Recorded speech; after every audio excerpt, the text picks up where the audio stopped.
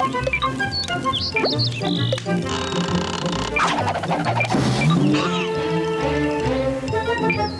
15% more concrete from every bag. The Gardener is brought to you by PPC.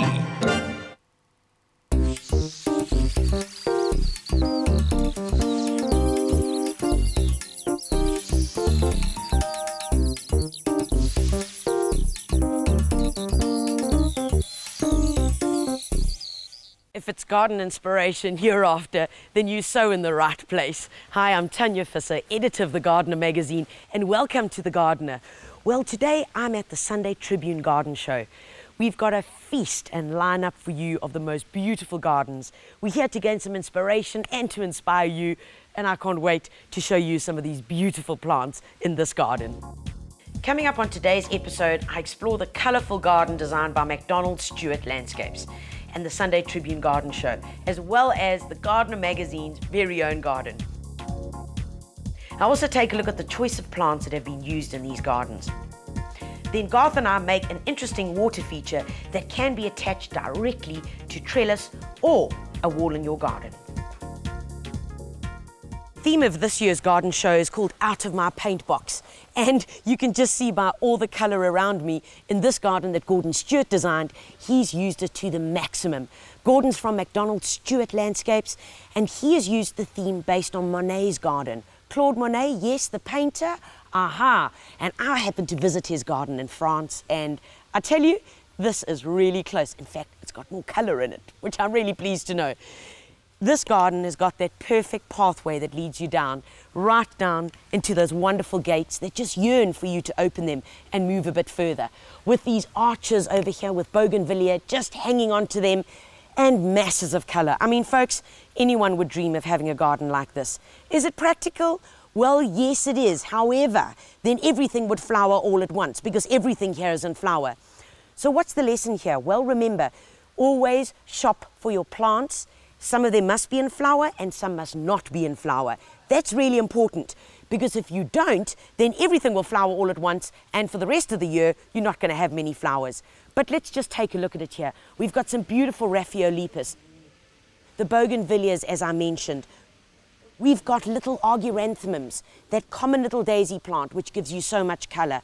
It's about combining it in groups that just sways and gets you gently through the garden.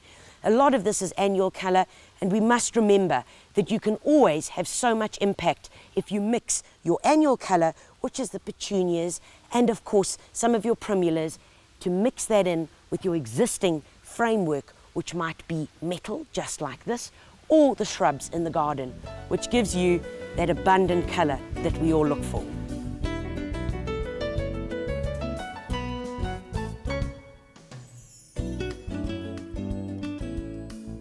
Good plant combinations are always so important for a successful garden. So let's take a look at this. Now we know that Gordon puts together some amazing plants and his combos are really hot.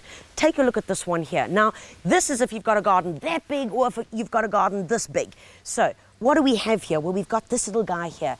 It's called Sedum Autumn Joy. Now it's a little succulent plant, but in autumn it sends up these beautiful spikes of red flowers that eventually fade and turn to pink. They are gorgeous. Next to it is the summer flowering scabious. Now this little guy loves attracting the butterflies. I mean, butterflies just come to this guy and they just hang out over here. Doesn't get any taller than this.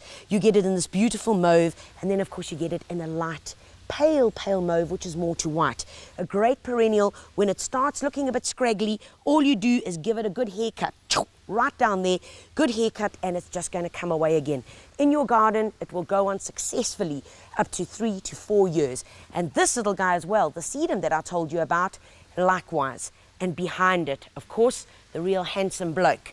This is an artichoke. Ah, yes, we always see them in the shops, but we have no idea what they look like. Well, this is what it is. This is the globe artichoke. Now, this oak gets quite big. 1 metre height by 1 metre in width. Remember, give it space, because it needs that in order to grow. But remember, if you're wanting grey and you're wanting something in your garden just to lift it and give it that wow factor, to make everything else stand out and look so beautiful, Throw a bit of grey into your garden. You'll be absolutely amazed, because blues can often be very difficult as colours to pick up. But I guarantee you, pop a bit of grey in and Bob's your uncle.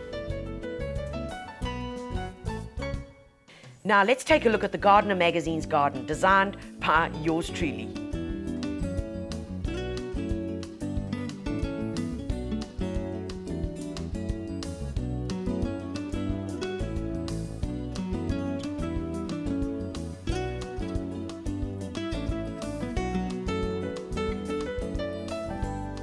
I dig bright colours, and in this garden, contrasting colours have been used to the nth degree. Look at this plant combo here, with the little brachycomb, bright little purple flowers, loves the sun, low growing, good perennial. Next to it, the geraniums, with those coppery, almost lime green coloured leaves. And of course we know purple and lime green are really hot colours. And then just to break it, to soften it, and also give you a bit of height in the garden, why not throw in 1 or 2 Madeira daisies? So simple, such an easy combination of plants, all loving the sun, and all will do incredibly well in any garden. Whether you're on the coast or whether you're right up in the high veld, this is a great combination to use.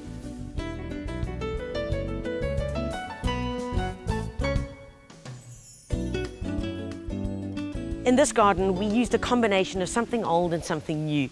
In fact, I found this old cotton, a second-hand junkyard, put a slapdash of paint on it, and wow, look what we did with it. We created a boxing around it, stuck some moss onto it, and planted it up with my favorite veg. Here's a great combination of mustard, frilly lettuce, a few cabbages, some bright light spinach, and then a calendula or 2 just for some color. Next up, we show you how to create the hanging water feature. We found a spot in the garden and we finished it off with some colorful plants.